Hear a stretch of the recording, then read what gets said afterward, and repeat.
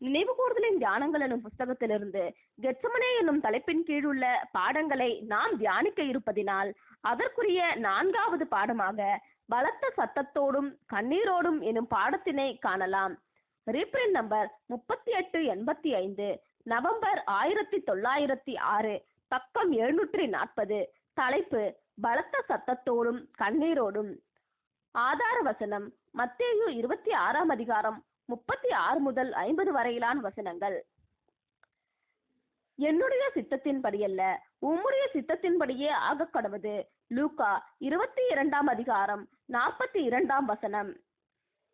கெத்சமனே தோட்டமானது காட்டு மரங்களை உடைய தோட்டமாகவோ அல்லது பொது தோட்டமாகவோ இராமல் ஒலிவ தோட்டமாயிருந்தது.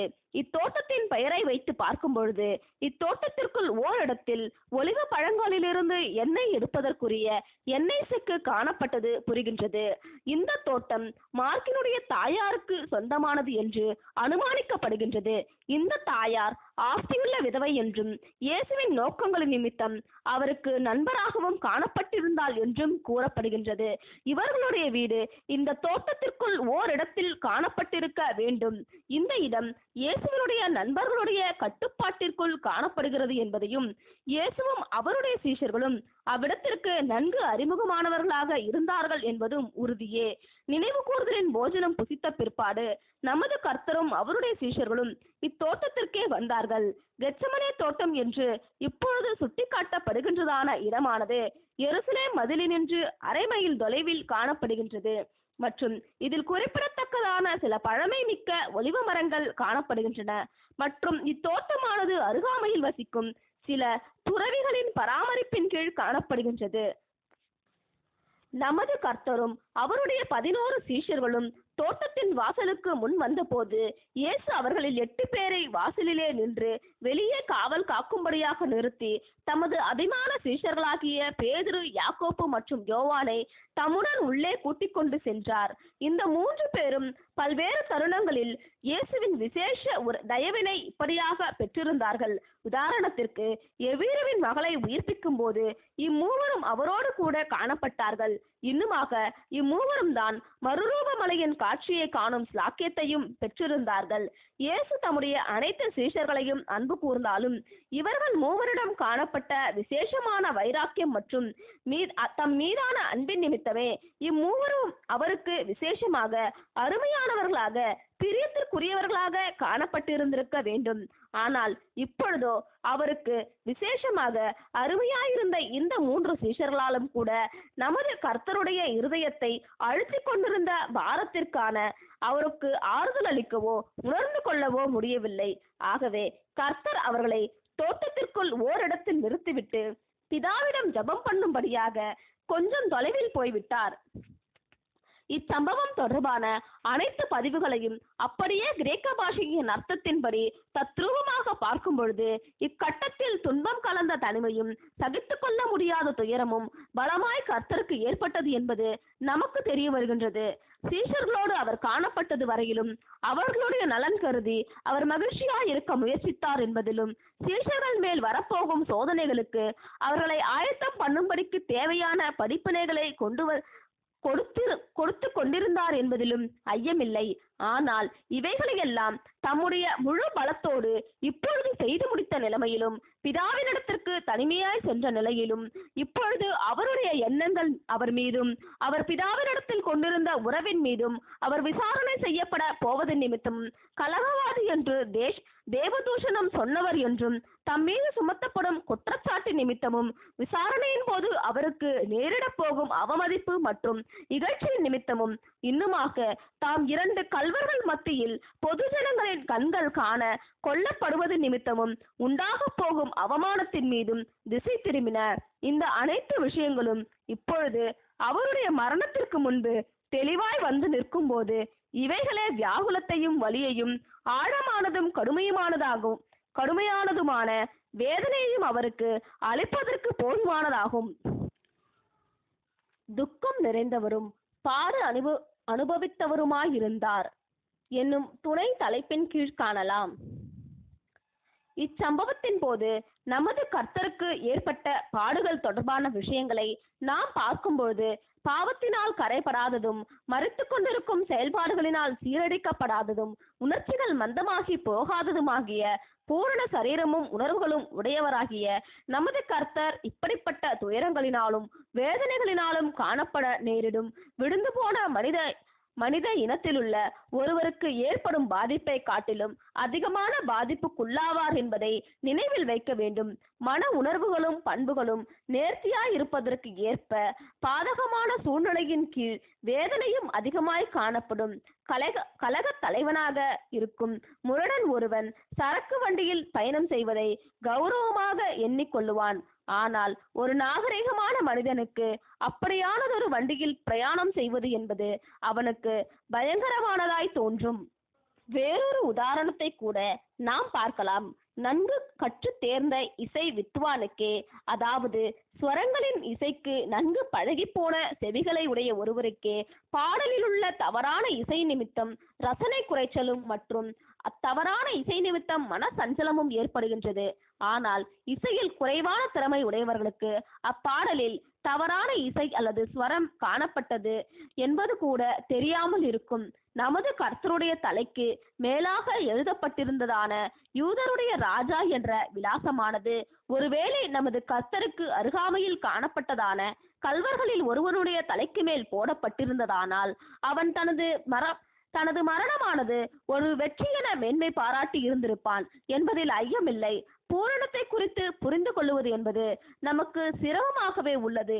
ஏனெனில் நாமும் சரி, நம்முடன் தொடர்பு கொண்டிருப்பவர்களில் எவரும் சரி, ஒருவரும் பூரணர்களாக இருந்ததில்லை. ஆகவே இப்படிப்பட்ட உபத்திரவமான சூழ்நிலையின் கீழ் ஒருவேளை நமது கர்த்தருடைய சீஷர்கள் பாடுபட நேரிடுகையில் அவர்கள் படும் பாடுகளை காட்டிலும் அதிகமாகவே நமது கர்த்தர் பரிபூரணமான சரீரமும் உணர்வுகளும் கொண்டிருப்பதினால் பாடுபடுவார் என்ற உண்மையை நாம் மீண்டும் நினைப்பூட்டுகின்றோம். இத்தருணத்தில் நமது கர்த்தர் துயரப்படுவதற்கும் அவ்வியாகுலம் மிகவும் கடுமையான நிலைக்கு சென்று அவருக்கு இரத்த வியர்வை உண்டாகும் அளவிற்கு நமது கர்த்தர் பாரப்படுவதற்கும் வேறொரு காரணம் உள்ளது. உண்மையை சொல்ல போனால் இதுவே பிரதானமான காரணமாகவும் உள்ளது. தேவனுக்கு முன்பாக தம்முடைய நிலையை குறித்து, தாம் பலி செலுத்துவதற்கென தாம் பண்ணியிருந்த உடன்படிக்கையின் நிலைமையை குறித்தும் அவருக்குள் ஏற்பட்ட சிந்தனைகளே அந்த காரணமாகும். தேவனுடைய கிருபையினால் ஆதாமை மீட்பதற்கும் ஆதாமை மீட்பதன் மூலம் அவருக்குள் ஆக்கினைக்குள்ளாக தீர்க்கப்பட்ட ஆதாமின் சந்ததியை மீட்பதற்கும் என காணப்பட்ட பிதாவின் சித்தத்தை நிறைவேற்றும்படிக்கு இயேசு பரலோக மகிமைகளை துறந்து தேவதூதருக்கும் குறைவான மனித சுபாவத்திற்கும் ரூபத்திற்கும் இறங்கி வந்தார். இப்படியாக தம்மையே குறைவாக தாழ்த்தும் விஷயத்தில் இயேசு மகிழ்ச்சி கொண்ட காரியமானது, என் தேவனே, உமக்கு பிரியமானதை செய்ய விரும்புகிறேன், உமது நியாயப்பிரமாணம் என் உள்ளத்திற்குள் இருக்கிறது என்ற வார்த்தைகளில் வெளிப்படுகிறது. 40ஆம் சங்கீதம் 8ஆம் வசனம். இந்த உணர்வுதான் இயேசுவை அவருடைய 30ஆம் வயதின் போது அவர் தம்மை மரணத்திற்கு ஒப்பு கொடுக்கும் முழுமையான அர்ப்பணிப்புக்குள் வழி நடத்திற்று. மேலும் இந்த உணர்வில்தான் அவர் தம்மை பாவ நிவாரண பலியாக நேர்த்தியாக ஒப்பு கொடுக்க முடிந்தது. அதே அன்பும் வைராக்கியமும் அவருடைய ஊழிய நாட்கள் முழுவதிலும் அவரை உண்மையுடன் காணப்படுவதற்கும் உதவிற்று. இன்னுமாக அவருக்கு வாழ்க்கையின் வந்த சகல அனுபவங்களையும் பாவிகளால் வந்த பல்வேறு விபரீதங்களையும் அவர் லேசான உபத்திரவங்கள் என்று கருதுவதற்கும் உதவிற்று. ஏனெனில் தாம் பிதாவின் சித்தத்தை நிறைவேற்றி கொண்டிருக்கின்றார் என்பதை அவர் உணர்ந்து கொண்டிருந்தார். பின்னர் ஏன் கெத்செமனே தோட்டத்தில் நமது கர்த்தர் இப்படியான கடுந்துயர் அடைந்தார்? அதாவது அவருடைய ஊழியத்தின் முடிவின் போதும் அவருக்கு வரவிருக்கின்ற மரணம் குறித்தும் அவர் தமது சீஷர்களிடம் கூறிவிட்ட போதும் தாம் மூப்பராலும் பிரதான ஆசாரியராலும் ஆகாதவன் என்று தள்ளப்பட்டு சிலுவையில் அறையப்படுவார் என்பது குறித்து அவர் தமது சீஷர்களுக்கு விவரித்திருந்த போதும், இவைகள் பற்றிய அனைத்தும் தெரிந்த போதும், பிதாவினிடத்தில் அவருக்கு நம்பிக்கை காணப்பட்டிருந்த போதும், அன்புடன் கூடிய கீழ்ப்படிதல் பிதாவிடத்தில் அவருக்கு இருந்த போதும், மரணம் வரையிலான அவருடைய அர்ப்பணிப்பிற்கு அவர் உண்மையானவராய் இருந்த போதும், ஏன் நமது கர்த்தர் கெத்செமனே தோட்டத்தில் இப்படியான கடுந்துயரை அடைந்தார்? எதற்கு? இயேசு தம்மை மரணத்தினின்று ரட்சிக்க வல்லமையுள்ளவரை நோக்கி பலத்த சத்தத்தோடும் கண்ணீரோடும் விண்ணப்பம் பண்ணியுள்ளார் என்ற அப்போஸ்தலரின் வார்த்தைகள் சூழ்நிலையை நமக்கு விவரிக்கின்றன. எபிரேயர் 5:7. ஆனால் அநேகர் மரித்திருக்கிறார்களே, இது போலவும் மற்றும் இதை காட்டிலும் கொடூரமான விதத்திலான மரணங்களை அமைதலுடன் அநேகர் சந்தித்திருக்கிறார்களே. ஏன் நமது கர்த்தர் இப்படியான கடும் துயரத்தினால் மனமுடைந்தார்? இரத்த வியர்வை வரும் அளவிற்கு அவர் ஏன் அப்படிப்பட்ட பலத்த சத்தம் எழுப்பி அழுதார்? நாம் மரணத்தை பார்க்கும் விதத்திலிருந்து அவர் மரணத்தை பார்க்கும் விதம் முற்றிலும் மாறுபட்ட காரியமாகும் என்பதே நம்முடைய பதிலாகும். நம்மை பொறுத்தவரையில் நம்மில் ஒவ்வொருவருக்கும் 10 பாகம் மரித்து போய்விட்டது. மேலும் பூரணமற்ற தன்மையின் காரணமாகவும் விடுகையில் உள்ள நமக்கான பங்கின் காரணமாகவும் மனம், சரீரம் மற்றும் ஒழுக்க ரீதியிலான சகல உணர்வுகளும் நமக்கு மறத்து போய்விட்டன. ஆகவே ஜீவன் என்றால் என்ன என்பதை அதன் மேன்மையான சிறந்த உன்னதமான நிலையில் நம்மால் முழுமையாய் உணர்ந்து கொள்ள முடியாமல் போய்விட்டது. ஆனால் நம் கர்த்தரின் விஷயத்தில் இப்படியாக இல்லை. அவருக்குள் ஜீவன் இருந்தது, அதாவது ஜீவன் பூரணமாய் இருந்தது. 3½ வருட காலமாக அவர் தமது ஜீவனை ஒப்பு கொடுத்து கொண்டிருந்தும் சத்தியத்தை பிரசங்கிப்பதற்கு அந்த ஜீவனையே அவர் பயன்படுத்தி கொண்டிருந்ததும் உண்மைதான். விசேஷமாக திரளான வியாதியஸ்தர்களுடைய வியாதியை சொத்தப்படுத்தும் விஷயத்தில் அவரிடமிருந்து இந்த ஜீவனின் சத்துவமே அல்லது வல்லமையே புறப்பட்டு போய் வியாதியஸ்தர்களை சொத்தமாக்கியது. இச்செயல் அவருடைய சரீர பலத்தை பலவீனப்படுத்தி அல்லது குறைவுபடுத்தி கொண்டிருந்தது. உண்மையாக இருந்த போதிலும் மன ரீதியில் அவர் ஜீவனோடும் முழு சக்தியுடனும் பூரணத்துடனுமே ஓடிக்கொண்டிருந்தார் என்பதில் ஐயமில்லை. மரணம் தொடர்பான விஷயங்களில் நாம் இந்நாள் வரைக்கும் வாங்கிக் கொண்டிருக்கும் அனுபவங்கள் காரணமாகவும் மரணத்தை நம் வாழ்க்கையில் எதிர்பார்த்து கொண்டிருக்கின்ற காரணமாகவும் மரணம் இன்றோ அல்லது நாளையோ நிச்சயமாய் வரும் என்றே நம்முடைய எண்ணங்கள் காணப்படுகின்றன. ஆனால் ஜீவன் தொடர்பான விஷயத்தில் நம்முடைய கர்த்தருடைய அனுபவங்கள் முற்றிலும் வேறாக இருந்தது. நமக்கு அறிவிக்கப்படாத பல நூற்றாண்டுகள் காலமாக நமது கர்த்தர் பிதாவுடனும் பரிசுத்த தூதர்களுடனும் முடிவில்லா ஜீவனை பூரணமாக அனுபவித்திருந்திருக்கிறார். மேலும் மரித்து கொண்டிருக்கும் மனுஷர்களுடன் அவர் வாழ்ந்த காலமும் கொஞ்சம் வருடங்கள் தான். ஆகவே மரித்து கொண்டே இருக்கும் மனுக்குலம் மரணத்தை காணும் பார்வையிலிருந்து அவருடைய பார்வை மிகுந்த வித்தியாசமானதாய் காணப்பட்டது. இது மாத்திரமல்ல, இன்னும் சில காரியங்கள் அவர் அப்படி துயரப்படுவதற்கு இருந்தன. அவை என்னவெனில், புறஜாதியாரை பொறுத்தவரையில் அவர்களுடைய மூதாதையருடைய பாரம்பரியமான கருத்துக்களின் அடிப்படையில் எதிர்கால வாழ்க்கையை குறித்த நம்பிக்கை அவர்களுக்கு இருந்தது. தேவனுடைய ஜனங்களை பொறுத்தவரையில் தெய்வீக வாக்குத்தத்தத்தின் காரணமாகவும் கிறிஸ்துவின் பலியினுடைய புண்ணியம் இந்த வாக்குத்தத்தங்களுக்கு நிச்சயம் அளித்ததன் காரணமாகவும் அவர்களுக்கு உயிர்த்தெழுதலின் நம்பிக்கை இருந்தது. ஆனால் இயேசுவுக்கு என்ன நம்பிக்கை இருந்தது? மரித்தவர்கள் உண்மையில் மரித்து போகவில்லை என்ற புறஜாதியாருடைய நம்பிக்கையை அவரால் நம்ப முடியாது. ஏனெனில் அது உண்மையல்ல என்பதை அவர் அறிவார். இன்னுமாக வேறொருவருடைய பலியினால் மீட்படைந்து உயிர்த்தெழும் நம்பிக்கையும் அவரால் வைக்க முடியாது. ஆக அவருக்கு இருந்த ஒரே நம்பிக்கை அவருடைய சொந்த ஓட்டமானது அவரது அர்ப்பணிப்பின் நாள் துவங்கி முடிவு வரையிலும் முழுக்க பூரணமாகவும் நீதியின் பார்வையிலும் பரமபிதாவின் பார்வையிலும் எவ்விதமான குற்றமும் இல்லாததாகவும் இருப்பதிலேயே காணப்பட்டது. அவர் கெத்செமனே தோட்டத்தில் தனியாக நின்று கொண்டிருந்த போது இந்த பயங்கரமான பயம் அவரை ஆட்கொண்டது. நான் எல்லா சிந்தனைகளிலும் வார்த்தையிலும் கிரியையிலும் சரியாக அல்லது பூரணமாக இருந்துள்ளேனா? நான் பிதாவை முழுமையாக திருப்திப்படுத்தியுள்ளேனா?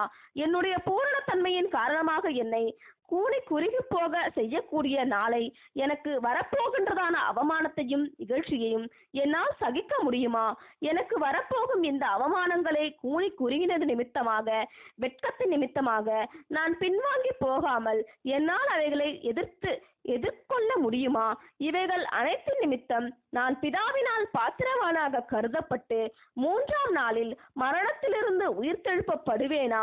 ஒருவேளை நான் தோல்வியடைந்து விட்டேன் என்றால், அல்லது ஏதோ ஒரு சிறிய விஷயத்தில் நான் தவறி போய்விட்டால், நான் உயிர்த்தெழுவதற்கு அபாத்திரனாக கருதப்பட்டு மரணத்திலேயே விட்டுவிடப்படுகின்ற நிலைமைக்கு ஆளாகி விடுவேனோ என்ற பாரமான கேள்விகள் நமது அருமையான மீட்பருடைய இருதயத்தில் எவ்வளவு தாங்க முடியாத துயரத்தை உண்டு பண்ணியிருக்கும் என்பதில் நமக்கு ஆச்சரியமில்லை.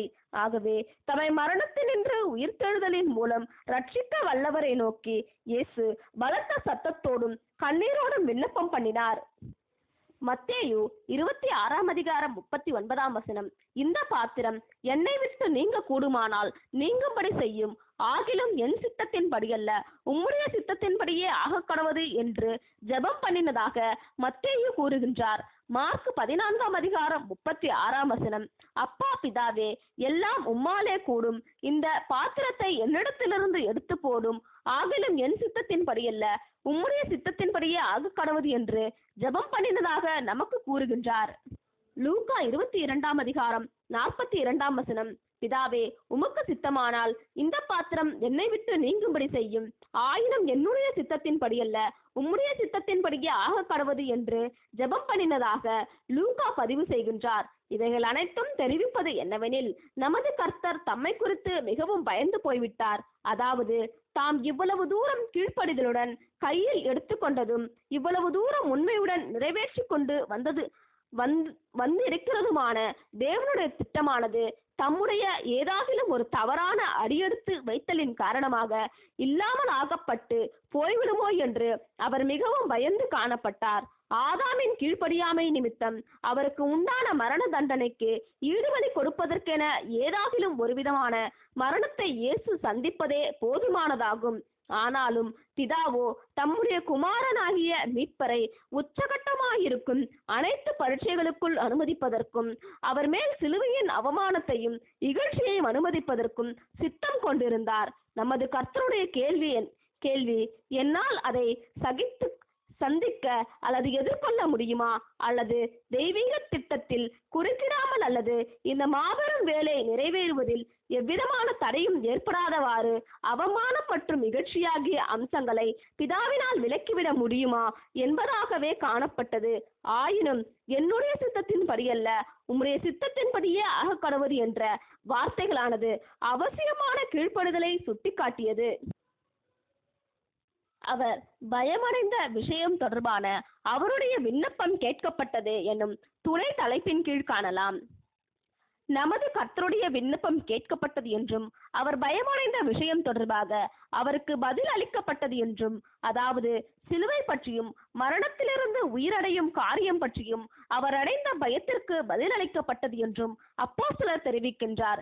இப்படிப்பட்டதான உபத்திரவங்களில் விடுவிக்கப்படுவதற்காக அல்லது உதவி பெற்றுக்கொள்ளுவதற்காக ஏறெடுக்கப்படும் ஜெபங்கள் 2 விதங்களில் பதிலளிக்கப்படலாம். எப்படியெனில், ஒன்றில் பிதாவானவர் பிரச்சனைக்குரிய காரணத்தை மாற்றி போட்டு விடுவார், இல்லையேல் அப்பிரச்சனையை எதிர்கொள்ளத்தக்கதாக தம்மை பிதாவானவர் பலப்படுத்துகின்றவராய் இருப்பார். ஆனால் நம் விஷயத்திலும் சரி, போதகரின் விஷயத்திலும் சரி, பிதாவானவர் எப்பொழுதும் 2ஆம் முறையே கையாளுகின்றவராக காணப்பட்டு தமது வார்த்தையின் மூலம் உண்டாகும் நிச்சயத்தின் வாயிலாக நமக்கு சமாதானத்தையும் பலத்தையும் அருளுகின்றவராய் இருக்கின்றார். ஆகவே நமது போதகரிடம் தூதன் தோன்றி அவரை பலப்படுத்தினார் என்று நாம் வாசிக்கின்றோம். அருமையான மீட்பர் தனிமையிலும் தாங்க முடியாத துயரத்திலும் காணப்பட்ட அவ்வேளையில் அவருக்கு தூதன் என்ன செய்தி கொண்டு வந்தார் என்பது நமக்கு தெரியவில்லை. நாம் தெரிந்தேயாக வேண்டும் என்ற எந்த கட்டாயமும் இல்லை. பிதா அவருடைய விண்ணப்பத்தை கேட்டார் என்றும், அவர் அச்சம் கொண்ட விஷயம் தொடர்பான விண்ணப்பம் கேட்கப்பட்டது என்றும், அவருடைய சகல பயமும் மாறி போய்விட்டது என்றும் நமது அருமையான மீட்பருடைய மனதில் சமாதானம் அல்லது அமைதி ஆளத் தொடங்கினது என்றும், அது முதல் அந்த இரவிலும் அடுத்த நாளிலும் நடந்த அனைத்து சம்பவங்களிலும் அவர் அனைத்து மனுஷர்கள் மத்தியிலும் சாந்தத்துடனும் அமைதியுடனும் காணப்பட்டார் என்றும் நாம் அறிந்து கொள்வது நமக்கு போதுமானதாகும். குமாரன் மேல் தெய்வீக தயவு உள்ளது என்பதையும், அத்தருணம் வரையிலும் குமாரன் உண்மையாகவே இருந்துள்ளார் என்பதையும், பிதாவின் ஆதரவு குமாரனுக்கு இன்னும் காணப்படுகின்றது என்பதையும், குமாரனுக்கான சோதனை வேலை வரும்பொழுது அவ்வேலைக்கான சகல நெருக்கடிகளையும் குமாரனால் முழுமையாக சந்திக்க முடியும் என்பதையும் குறித்ததான பிதாவின் வாக்குறுதி குறித்த விஷயங்களையே தூதன் குமாரனிடம் கூறியிருந்திருக்க வேண்டும் என்பதே நம்முடைய அனுமானமாக காணப்படுகின்றது. பிதாவின் அங்கீகாரம் தொடர்பான நிச்சயத்தை கர்த்தர் பெற்றுக்கொண்ட மாத்திரத்தில் அவருக்குள் இருந்த துக்கங்கள் திசை தெரியாமலேயே போயிருந்திருக்கும். இன்னுமாக அவருடைய இருதயத்திற்குள் நம்பிக்கையும் சந்தோஷமும் அன்பும் சமாதானமும் பாய்ந்து வந்திருக்கும் என்பதிலும் ஐயமில்லை. பின்னர் தமக்கு இன்னும் சற்று நேரத்தில் சம்பவிக்க இருக்கும் நிகழ்வுகளை அறிந்தவராக அவைகளை எதிர்கொள்ளும்படியாக சீஷர்களை விட்டு வந்த இடத்திற்கு நடந்து போனார். நாமும் அச்சம் கொள்வோமாக எனும் துணை தலைப்பின் கீழ் காணலாம். கர்த்தருடைய ஜனங்கள் சந்தோஷத்துடன் ஜீவிக்க முயற்சி பண்ண வேண்டும் என்பதும், சகல விஷயங்களுக்காக எப்போதும் பிதாவுக்கு நன்றி செலுத்துகிறவர்களாக இருப்பதற்கு நாட வேண்டும் என்பதும், கிறிஸ்துவின் நிமித்தம் பாடுகள் நிந்தனைகள் முதலியவைகளை தாங்கள் அனுபவிப்பதற்கு பாத்திரவான்களாக எண்ணப்பட்டது நிமித்தமாக கலிகூற வேண்டும் என்பதும் நல்ல காரியம்தான். ஆனாலும் அப்போஸ்தலர் நாம் அச்சத்துடன் கலிகூற வேண்டும் என்று கூறுகின்றார். இன்னுமாக நாம் நம்மையே வஞ்சிக்கும் விதத்திலும் சிக்க வைக்கும் விதத்திலும் நம்முடைய முறிவை குறித்து கவலையற்ற நிலைமையிலும் சுய திருப்தியுள்ள நிலைமையிலும் இருந்து கலிகூறுகிறவர்களாக காணப்படக்கூடாது என்றும் கூறுகின்றார். இன்னுமாக நம்மை அன்பு கூர்ந்து நம்மை விலை கொடுத்து வாங்கினவரும் நம்மோடு என்றென்றும் கூடவே இருப்பவரும் நம்முடைய சிறந்த நண்பராகவும் உண்மையான வழிகாட்டியாகவும் இருந்தவருமாய் காணப்படுகிறவரிடத்தில் நம்முடைய கலிகூறுதல் காணப்படுவதாக என்றும் கூறுகின்றார்.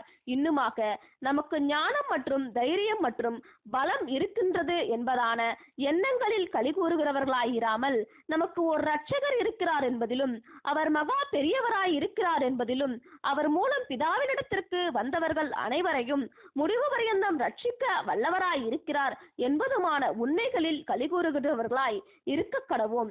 இவ்விதமாக நமது கர்த்தர் நம்முடைய பலனாகவும் நம்முடைய நம்பிக்கையாகவும் நமது கேடகமாகவும் நமது பரிசையாகவும் இருப்பார்.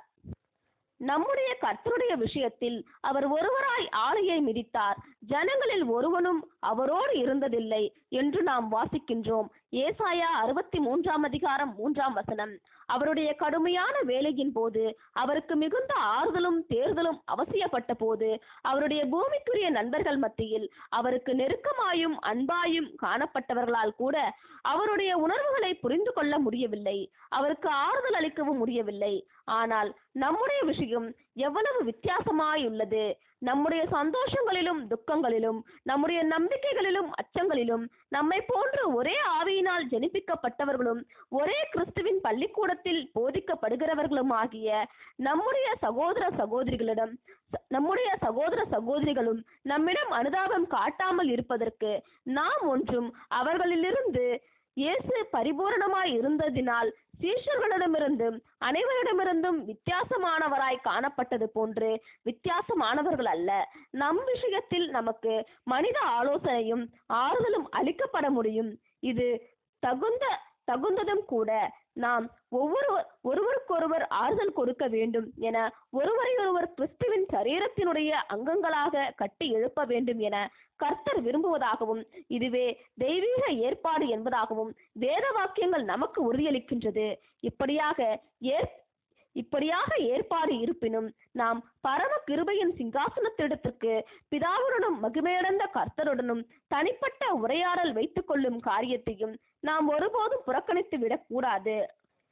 என்னதான் மனிதராகிய சகோதர சகோதரிகள் தோழமை நமக்கு காணப்பட்டாலும் கர்த்தருடைய தோழமையை நாம் ஒருபோதும் குறைவாக மதிப்பிடவோ அல்லது மறக்கவோ கூடாது.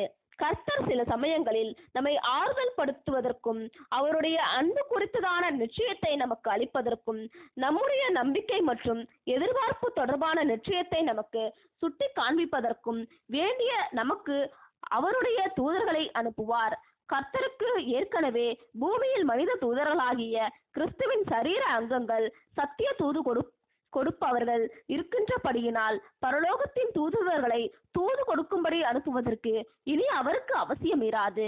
இந்த மனித தூதர்களாகிய கிறிஸ்துவின் சரீர அங்கங்கள் போதகருடைய ஆவியினாலும் அன்பினாலும் நிரப்பப்பட்டவர்களாக காணப்பட்டு அன்பான வார்த்தைகளை பேசுவதற்கும் நொறுக்கப்பட்டுள்ள இருதயங்களை காயங்கட்டுவதற்கும் போதகரின் பிரதிநிதியாக ஆறுதல் மற்றும் மகிழ்ச்சியின் திராட்சரசம் மற்றும் எண்ணெயையும் ஊற்றுவதற்கும் எப்போதும் ஆயத்தமாய் காணப்படுவார்கள். இப்படிப்பட்டதான ஊழியங்கள் மூலம் எவ்வளவு சந்தோஷம் கடந்து வருகின்றது. மேலும் இவ்விதமான ஊழியங்கள் காரணமாக எத்தனை ஆசீர்வாதங்களையும் நாம் பெற்றிருக்கின்றோம். மேலும் இவ்விதமாக உடன் சகோதர அங்கங்களுக்கு சந்தோஷம், சமாதானம் மற்றும் ஆசீர்வாதம் அளிக்கக்கூடிய ஊழியர்களாக நாம் கர்த்தரால் பயன்படுத்தப்படும் தருணங்களானது எத்தனை ஸ்லாக்கியங்களாக இருக்கின்றன. இப்படிப்பட்டதான வாய்ப்புகளை நாம் தவறிவிட்டு விடாதபடிக்கு விழிப்பாய் இருப்போமாக. ஆகவே அவருடைய இளைப்பாறுதலில் பிரவேசிப்பதற்கு ஏதுவான வாக்குத்தத்தம் நமக்கு உண்டாயிருக்க, உங்களில் ஒருவனும் அதை அடையாமல் பின்வாங்கி போனவனாக காணப்படாதபடிக்கு பயந்திருக்க கடவோம் என்ற வார்த்தைகளை தெரிவிப்பதன் வாயிலாக இயேசு பயப்பட்ட விஷயத்திற்காக நாமும் பயப்பட வேண்டும் என்று அப்போஸ்தலர் குறிப்பிடுகின்றார். எபிரேயர் 4:1 புதிய சிருஷ்டிகளாக நாம் புதிய ஜீவனை, பரலோக ஜீவனை ருசி பார்த்து விட்டோம். இன்னுமாக பிதாவை அன்பு கூறுகிறவர்களுக்காக அவர் வைத்துள்ள பரம காரியங்களுடைய அழகையும் மகத்துவத்தையும் பார்க்கத்தக்கதாய் ஓரளவுக்கு நம்முடைய புரிந்து கொள்ளுதலின் கண்கள் திறக்கப்பட்டுள்ளன. நாம் பண்ணியுள்ள பலியின் உடன்படிக்கைக்கு நாம் உண்மையா இருப்பதின் அடிப்படையிலேயே நம்மால் மகிமையையும் கனத்தையும் அழியாமையையும் கர்த்தரோடு உடன் சுதந்திரத்தையும் பெற்றுக்கொள்ள முடியும் என்பதை நம்மால் உணர்ந்து கொள்ள முடிகின்றது. நாம் ஒருவேளை உண்மையாய் காணப்பட்டு விட்டோமேனில் நமக்கு வாக்களித்தவர் பலனளிப்பதில் உண்மையுள்ளவர் என்பதை நாம் அறிவோம்.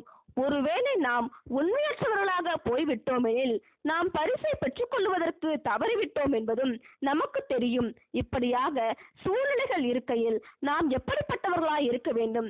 இப்படிப்பட்டதான வெளியேற் பெற்ற மகிமையும் கனத்தையும் அழியாமையையும் எழுந்து விடுவோமா என்ற அச்சம் கொண்டவர்களாக நம்முடைய உடன்படிக்கையை நிறைவு செய்வதற்கு தொடர்ந்து முயற்சிப்பவர்களாகவும், நம்முடைய பிதாவின் அன்பிலும் நம்முடைய மீட்பருடைய தயவிலும் அங்கீகரிப்பிலும் நிலை நிற்பவர்களாகவும் இருப்போமாக.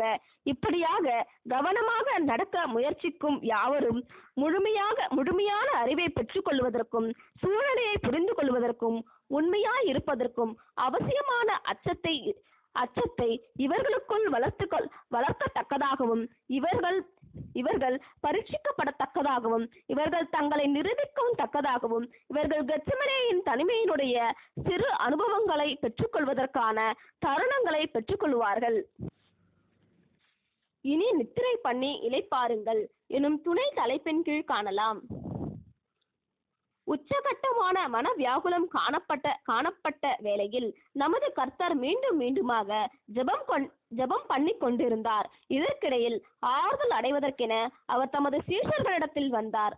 ஆனால் அவர்களுடைய கண்கள் துக்கத்தின் காரணமாக நித்திரை மயக்கத்தினால் இருப்பதையும் அவர்கள் உறங்கிக் கொண்டிருப்பதையும் அவர் கண்டார். அப்போது நடுராத்திரி வேளையாய் இருந்தது. அவருடைய துக்கங்களில் அவரோடு கூட இருந்தாலும் அவர்கள் சரியாக புரிந்து கொள்ளாதவர்களாக காணப்பட்டார்கள். அவர் பேதுருவை, நீங்கள் 1 மணி நேரமாவது என்னோட கூட விழித்திருக்க கூடாதா? நீங்கள் சோதனைக்குட்படாதபடிக்கு விழித்திருந்து ஜெபம் பண்ணுங்கள் என்று போதகர் கடிந்து கொண்டார் அல்லது கோபித்து கொண்டார். மத்தேயு 26:40 உம்மை அனைவரும் கைவிட்டு போனாலும் நான் உம்மை கைவிட்டு ஓட மாட்டேன் என்று கொஞ்ச நேரத்திற்கு முன்பு சூளுரைத்த பேதுருவோ, பட்டயத்தை தன்னிடத்தில் பெற்றிருந்தவரும் பிற்பாடு அதனை போதகரை காக்கும் முயற்சியில் பயன்படுத்துகிறவருமாகிய பேதுருவோ அந்நேரத்திற்குரிய முக்கியத்துவத்தை புரிந்து கொள்ளாதவராக காணப்பட்டார். மேலும் தமக்கு வரப்போகும் பரீட்சைகள் எவ்வளவு கடுமையானதாக இருக்கும் என்றும் அவைகள் எவ்வளவு அண்மையில் இருக்கின்றது என்றும் போதகர் அறிந்திருந்த போதும் பேதுரு அறிந்திருக்கவில்லை. மேலும் சேவல் கூவுவதற்கு முன்னே என்னை நீ 3 தரம் மறுதலிப்பாய் என்று பேதுருவிடம் போதகர் பேசின வார்த்தைகள் இன்னும் சிறிது நேரத்தில் நிறைவேறப் போகின்றது என்பதையும் பேதுரு அறியாதவராயிருந்தார். பேதுருவும் பரீட்சைகள் சமீபமாய் இருந்தது என அறிந்திருப்பாரானால் அவர் எவ்வளவு எச்சரிப்பாய் காணப்பட்டிருந்திருப்பார் என்பதில் ஐயமில்லை. இன்றும் நாம் வாழும் நமக்கு பொருந்துகின்றது அல்லவா? இன்றும் வாழும் நமக்கு இது பொருந்துகின்றது அல்லவா? கர்த்தருடைய ஜனங்களாகிய நாமும் இந்த அறுவடை காலகட்டத்தில் சபைக்கான கெத்செமனே வேலையை நெருங்கிக் கொண்டிருக்கின்றோம் அல்லவா? நாம் ஏற்கனவே கொஞ்சம் அந்த சோதனை வேலைக்குள் காணப்படுகின்றவர்களாய் இருக்கிறோம் அல்லவா? கிறிஸ்துவின் கடைசி சரீர அங்கம் சீக்கிரத்தில் தலையோடு சேர்ந்து பலி நிறைவடைய போகிறதல்லவா? இவ்வனுபவங்களை எதிர்கொள்ளத்தக்கதாக நாம் எவ்விதத்தில் ஆயத்தமாய் காணப்படுகின்றோம்? நாம் இன்னும் உறங்கிக் கொண்டிருக்கின்றோமா, அல்லது அப்போஸ்தலரின் வார்த்தைகளுக்குள் செவிசாய்க்கிறவர்களாய் இருக்கின்றோமா? அதாவது தூங்குகிறவர்கள் ராத்திரியிலே தூங்குவார்கள் என்றும், இந்த பொல்லாத நாளிலும் நம்மீதும் ஏற்கனவே மேலோங்கி காணப்படும் சோதனையான இந்த நாளிலும் இன்னும் கடுமையாக எதிர்காலத்தில் நம்மீது வரப்போகின்ற சோதனையிலும் நாம் நிற்கத்தக்கதாக பகலுக்குரியவர்களாகிய நாம் விழிப்புள்ளவர்களாகவும் தெளிந்தவர்களாகவும் தேவனுடைய சர்வாயுத வர்க்கங்களை தரித்தவர்களாகவும் இருக்க கடவும் என்ற அப்போஸ்தலரின் வார்த்தைகளுக்கு செவிசாய்க்கிறவர்களாய் இருக்கின்றோமா? சீஷர்கள் அனைவரும் கர்த்தரை தனியே விட்டுவிட்டு ஓடினது போன்று பொதுவான ஒரு சிதறடிக்கப்படுதல் நேரிடும் வேலைக்கு நாம் ஆயத்தமாய் உள்ளோமா? போதகரின் மாதிரியை நாமும் பின்பற்றி தெய்வீக அங்கீகரிப்பு நம்மீது உள்ளது என்ற உறுதியான நிலைப்பாட்டை அல்லது நிச்சயத்தை நாம் முதலாவது பெற்றுக்கொண்டவர்களாக இருப்பதற்கு ஏற்ப நம்முடைய சோதனை வேலைகளில் நம்முடைய தைரியம் காணப்படும். கர்த்தருடைய ஏற்பாட்டின்படி நமக்கு கெத்செமனே தருணங்கள் ஒருவேளை வருமாயின் அவைகளை நாம் தவிர்த்து விடாமல் நம்மை மரணத்தினின்று மகிமையான உயிர்த்தெழுதல் மூலம் ரட்சிக்க வல்லவரை நோக்கி பலத்த சத்தத்தோடும் கண்ணீரோடும் விண்ணப்பம் பண்ணுவோமாக. இன்னுமாக அப்படியான தருணங்களில் நமக்கு பரிந்து பேசுகிறவர் ஒருவர் இருக்கிறார் என்பதையும், நமக்கு உதவி செய்வதற்கு ஒருவர் இருக்கின்றார் என்பதையும் நினைவில் கொள்வோமாக. பிதாவின் செய்தியை நமக்களிக்கும் நமக்கான தூதனாக கர்த்தர் காணப்பட்டு நாம் அவருடைய அன்பில் நிலைத்து நிற்பவர்களாக காணப்பட்டு விட்டால் முடிவின் தருவாயில் அனைத்தும் நலமாய் நிறைவேறும் என்றும், நம்மை அவருடைய சொந்த புண்ணியத்தின் மூலமாய் ஜெயம் கொண்டவர்களாக, முற்றிலும் ஜெயம் கொண்டவர்களாக ஆக்குவதற்கு அவர் வல்லமையும் சித்தமும் கொண்டவராகவும் இருக்கிறார் என்றும் அவர் நமக்கு தெரிவித்துக் கொண்டிருக்கின்றார். ஆவி உற்சாகம் உள்ளதுதான், மாம்சமோ பலவீனம் உள்ளதாய் உள்ளது எனும் துணை தலைப்பின் கீழ் காணலாம். இந்த வார்த்தைகளே நமது அருமையான மீட்பர் அவருடைய சீஷர்களை குறித்து கூறினவைகளாகும். அவர்கள் இருதயத்தில் தம்மிடத்தில் உண்மையுள்ளவர்களாக இருந்தார்கள் என்ற உண்மையை அவர் உணர்ந்தவராகவே இருந்தார். அவர்கள் தம்முடைய சீஷர்கள் ஆகும்படிக்கு அனைத்தையும் விட்டு வந்த காரியத்தை அவர் பொருட்படுத்தாதவர் அல்ல. அவர் கடினமான அல்லது இரக்கமற்ற ஆண்டவரும் அல்ல. மாறாக அவர்களுடைய மாம்சம் பூரண கோட்பாடுகளை நிறைவேற்றும் விஷயத்தில் தோல்வியுற்றாலும் கூட அவர்களுடைய இருதயத்தின் நோக்கங்களை ஏற்றுக்கொள்ளுவதற்கு என்றென்றும் விருப்பம் உள்ளவராகவே காணப்படுகின்றார். ஆகவே இனி நித்திரை பண்ணி இளைப்பாருங்கள் என்ற வார்த்தைகளை அவர் ஏளனத்துடன் சீஷர்களை நோக்கி பேசவில்லை என்றும், காலையில் வரப்போகின்ற காரியங்கள் நிமித்தம் இரவில் அவர்கள் கொஞ்சம் இளைப்பாறுதலும் புத்துணர்வும் அடையட்டும் என்றே கூறினார். ஆனால் அவர்களால் அதிக நேரம் உறங்க முடியவில்லை. யூதாஸ் இயேசுவை தேடி வந்த திரளான அதிகாரிகளுக்கு வழிகாட்டி அவ்விடத்திற்கு வந்தான். இந்த அதிகாரிகள் ரோம சேவகர்களாயிராமல் பிரதான ஆசாரியனுடைய சேவகர்களாகவும் என்ன நடக்கப் போகின்றது என பார்ப்பதற்கும் வந்திருந்த கும்பலுமாயிருந்தார்கள். பஸ்கா அனுசரிக்கும்படிக்கு பட்டணத்தில் ஜனங்கள் நிறைந்திருக்கும் வேளையில் காலை பொழுது இயேசுவை கைது செய்வது என்பது பிரச்சனைகளை ஏற்படுத்திவிடும் என இவர்கள் கருதி இவரை இரவோடு இரவாக கைது செய்யும்படிக்கு கெத்செமனே தோட்டத்திற்கு வந்தார்கள். பிரச்சனைகள் வரும் என்று எதிர்பார்த்தபடியினால் அப்பிரச்சனைகளை தவிர்த்து விடுவதற்கு நியாயப்பிரமாணத்தினுடைய அதிகாரிகள் நாடினார்கள். கெத்செமனே தோட்டத்திற்கு இயேசுவும் அவருடைய சீஷர்களும் அடிக்கடி போவார்கள் என்றும், அல்லது ராபோஜனத்தின் போது இயேசுவும் அவருடைய சீஷர்களும் இத்தோட்டத்திற்கு போக இருக்கின்றார்கள் என்றும் யூதாஸ் அறிந்திருக்கலாம். யூதாசுக்குள் சாத்தான் புகுந்த பிற்பாடு கர்த்தரை காட்டிக் கொடுப்பதன் மூலம் 30 வெள்ளிக்காசுகளை சம்பாதித்துக் கொள்ளலாம் என்ற தீர்மானத்துடன் பஸ்கா போஜனம் புசிக்கும்படிக்கு கூடியிருந்த சீஷர்களை விட்டுவிட்டு யூதாஸ் புறப்பட்டு போய் பிரதான ஆசாரியர்களை கண்டு அவர்களிடத்தில் பேரம் பேசினான். இந்த உடன்படிக்கையின் காரணமாகவே இயேசுவை சந்திக்கும்படியாகவும் சேவகர்கள் அவரை பிடிக்கத்தக்கதாக அவர்களுக்கு அடையாளம் காட்டி கொடுக்கத்தக்கதாகவும் சேவகர்கள் கூட்டத்திற்கு முன்பாக யூதாஸ் வந்தார். யூதாஸ் இயேசுவின் அருகே வந்து ரபி வாழ்க என்று சொல்லி அவரை முத்தம் செய்தான். கிரேக்க பதிவுகளின் அர்த்தத்தின்படி பார்க்கையில் யூதாஸ் மீண்டும் மீண்டுமாக முத்தம் செய்தான் என்பதாக தெரிவிக்கின்றது. அன்பிற்கான பொது சின்னமாய் இருந்த இந்த முத்தத்தை இயேசு ஏற்றுக்கொண்டார். மேலும் இது துரோகத்தின் முத்தமாய் இருந்தது என்றும் இயேசு அறிந்திருந்தும் எவ்விதமான கோபத்தின் வார்த்தைகளை அவர் வாயிலிருந்து வரவே இல்லை. மாறாக மிகுந்த அன்புடனும் மரியாதையுடனும், சிநேகிதனே, என்னத்திற்காக வந்திருக்கிறாய் என்றார். மத்தேயு 26:50 தோழா, எதற்காக வந்தாய் என்று கேட்டார் திருவிவிலியம். இங்கு தோழா அல்லது சிநேகிதனே என்று மொழிபெயர்க்கப்பட்டுள்ளதற்கான ஆங்கில வார்த்தையான ஃப்ரெண்ட் அன்பான நண்பனை குறிப்பதுமில்லை. இன்னுமாக பிரியமான என்னும் அர்த்தத்தை கொடுக்கும் பிலோஸ் என்ற கிரேக்க வார்த்தையிலிருந்து வரவில்லை. மாறாக உடன் வேலையால் அல்லது கூட்டாளி என்று அர்த்தமளிக்கும் ஹிட்டரி என்ற கிரேக்க வார்த்தையிலிருந்தே வந்துள்ளது.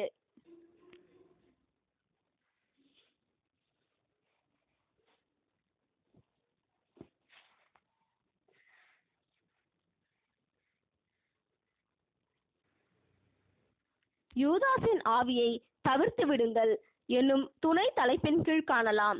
கிறிஸ்துவின் ஒவ்வொரு சீஷனும் கர்த்தருக்கும் அவருடைய நோக்கங்களுக்கும் தான் ஒருபோதும் யூதாஸாக மாறிவிடாத ஒரு வாழ்க்கை போக்கை வாழ முடிவு செய்ய விரும்புவது அவனவன் கையில்தான் இருக்கின்றது என்பதை உணர்ந்து கொள்ள வேண்டும். 12 சீஷர்களில் ஒருவன் துரோகியாக இருப்பான் என்றும் தேவனுடைய கிருபையை விருதாவாக அவன் பெற்றுக்கொள்ளுவதோடு அல்லாமல் அக்கிருபையை மிகுந்த தீமையான விதத்தில் பயன்படுத்துவான் என்றும் தேவன் முன்னறிந்து வைத்திருந்த காரியமானது யூதாஸின் வீழ்ச்சிக்கான காரணமல்ல. கர்த்தர் தம்முடையவர்களை அறிவார் என்றும் கிறிஸ்துவின் நாமத்தை சொல்லுகிற எவனும் அநியாயத்தை விட்டு விலக கடவன் என்றும் அப்போஸ்தலர் கூறுகின்றார். 2 தீமோத்தேயு 2:19 தேவனுடைய கிருபையை நாம் எப்படி பெற்றுக்கொள்வது என்பது குறித்தும் அதனை எப்படி பயன்படுத்துவது என்பது குறித்தும் தீர்மானிப்பது என்பது நம் கையில்தான் உள்ளது. தேவனுடைய முன்னறிவானது எவ்விதத்திலும் நமக்கு தக்கதாய் ஏற்படுத்தக்கூடிய காரணியாக இராது. யூதாஸ் சீஷனாக தனது ஓட்டத்தை ஆரம்பித்த போது உண்மையுள்ளவனாகவே இருந்தான் என்பதை அனுமானிப்பதற்கு நமக்கு பல காரணங்கள் உள்ளது. கடைசி வேளையில் அவனிடத்தில் வெளிப்பட்ட மிக கேடான குணலட்சணமும் இருதயத்தின் அவக்கேடான தீமையான கீழ்த்தரமான நோக்கங்கள் மீது வளைதலுடனும் அவனுக்கு படிப்படியாகவே ஏற்பட்டதென நாம் அனுமானிக்கின்றோம். அதாவது இந்த அவக்கேடுகள் அவருக்குள் ஒரு சில சிறு யோசனைகளாக உதித்து பின்னர் இறுதியில் மிகவும் பயங்கரமான அவல சம்பவமாக முடிந்தது என்று நாம் அனுமானிக்கின்றோம். அவருக்குள் உதித்த இந்த யோசனைகள் அநேகமாக சுயநலத்தின் அடிப்படையிலேயே காணப்பட்டிருக்க வேண்டும். அதாவது 12 பேர் மத்தியில் தனக்கு போதுமான அளவில் முக்கியத்துவம் கொடுக்கப்படவில்லை என்ற யோசனைகள் அவருக்குள் தோன்றியிருக்கலாம். நமது கர்த்தர் பேதுருவுக்கும் யாக்கோப்பிற்கும் யோவானுக்கும் முன்னுரிமை கொடுத்து வந்த விஷயத்தில் கர்த்தருக்கு அறிவும் திறமையும் இல்லை என்பதை வெளிக்காட்டுகின்றன என்பதான யோசனைகள் கூட அவருக்குள் தோன்றியிருக்கலாம். இப்படியாக மற்றவர்களிடத்தில் குறை காணும் விதமாக தனக்குள் ஏற்பட்டுள்ள ஆவிக்கு யூதாஸ் உற்சாகமூட்டி வந்தான் என்பதில் ஐயமில்லை. தீர்மானம் எடுக்க வேண்டிய எந்தெந்த விஷயங்களில் இயேசுவும் மற்ற சீஷர்களும் தவறினார்கள் என்பதை, எந்தெந்த இடங்களில் வாய்ப்புகளை பயன்படுத்த அவர்கள் தவறிவிட்டார்கள் என்பதையும், எந்தெந்த இடத்தில் சரியான வாய்ப்புகள் அமைந்த போதும் தவறான வார்த்தைகளை அவர்கள் பேசிவிட்டார்கள் என்பதையும் யூதாஸ் தனக்கு மாத்திரமே புரிகின்றது போலவும் அதே வேளையில் தான் செய்பவர்கள் சரியென்றும் தன்னிறைவு கொண்டவனாகவும் காணப்பட்டான். வீழ்ச்சி ஏற்படுவதற்கு முன்பு எப்போதும் இப்படிப்பட்ட சுயநலமான ஆவியும் இப்படியான சுயதிருப்தியின் ஆவியும் மற்றவர்கள் மேல் குற்றம் சாட்டும் இப்படியான ஆவியும் மற்றும் இப்படியான கண்மூடித்தனமான எண்ணங்களும் எப்போதும் காணப்படுகின்றது. இதற்கு சபையின் வரலாறும் நம்முடைய தனிப்பட்ட அனுபவங்கள் கூட சாட்சி பகர்கின்றன. கிறிஸ்துவினுடைய நோக்கங்கள் முன்னேற்றத்தை நோக்கி செல்லவில்லை என்று யூதாஸ் உணர்ந்த போது அங்கு கூடியிருந்த திரளான ஜனங்களின் ஆலோசனைகளை ஏற்றுக்கொண்டு இயேசு ராஜாவாகி கொள்வதற்கு கவனம் செலுத்தாமல் இருந்ததோடு யூதர்களுடைய அதிகாரிகளிடமிருந்து தாம் எதிர்ப்பை எதிர்பார்த்து கொண்டிருப்பதாக கூறினதன் மூலம் இயேசுவின் மனம் வேறு திசையில் போய்கொண்டிருப்பதை யூதாஸ் உணர்ந்த போது அந்த உணர்வால் தன்னுடைய சொந்த கூட்டிற்கு சொகுசான இறகுகள் வைப்பதற்கு ஆரம்பிக்க வேண்டிய நேரம் வந்துவிட்டது என்ற யோசனைகள் அவனுக்குள் எழும்பின. இதன் மூலமாக பிரச்சனைகளும் பிரிவினைகளும் வெடிக்கும் போது கூட்டத்தாரிலேயே ஆதாயம் பெற்ற ஒருவனாகவும் மற்றும் சீஷனாக இருந்ததின் காரணமாக இழப்புகள் அடையாத நபராகவும் தான் இருக்க முடியும் என யூதாஸ் சிந்தித்தான். ஆக அவனுடைய மனதை சுயநலம் ஆளுகை செய்து அவனை திருடுவதற்கு வழி நடத்தினபடியால் அவன் திருடனும் பணப்பையை உடையவனுமாயிருந்தான் என்று அவனை குறித்து எழுதப்பட்டுள்ளது. அவன் சீஷர்களில் கூட்டத்தாருக்கு பொருளாளராக இருந்தான். மேலும் அவர்களுக்குரிய பணத்தில் யூதாஸ் தன்னுடைய தனிப்பட்ட சில விஷயங்களுக்காக எடுத்துக்கொண்டவனாகவும் இருந்தான். கர்த்தருடைய நோக்கத்திற்காக தன்னுடைய ஈடு இணையற்ற நேரத்தை தான் கொடுத்து கொண்டிருக்கின்றேன் என்ற எண்ணத்தினாலும் தான் செய்து கொண்டிருக்கும் காரியங்கள் மூலம் உண்டாகும் மதிப்புகள் அவர்களுடைய பணப்பையிலிருந்து தான் எடுத்துக்கொண்ட பணத்திற்கு ஈடு செய்வதாக உள்ளது என்ற எண்ணத்தினாலும் தான் திருடின விஷயம் ஒரு தவறல்ல என்று அவனுடைய நயவஞ்சகத்தினால் தன்னை குற்றமற்றவன் என யூதாஸ் எண்ணி இருக்கக்கூடும் என்று கூட நாம் அனுமானம் செய்யலாம். இதுவே சுயநலத்தின் ஆவியாகும். இந்த சுயநலத்தின் ஆவி கர்த்தருடைய ஆவிக்கு, அதாவது பலி செலுத்தும் உணர்வின் ஆவிக்கும் சத்தியத்திற்காக முழு ஆன்மாவோடு செய்யப்படும் ஊழியத்திற்கும் முற்றிலும் எதிர்மாறானதாகும். யார் ஒருவர் இந்த ஆவியை எந்த அளவில் பெற்றிருந்தாலும் சரி, அவர்கள் பெற்றிருக்கும் ஆவிக்கேற்ப அவர்களிடத்தில் யூதாசின் ஆவி இருப்பது மெய்யே.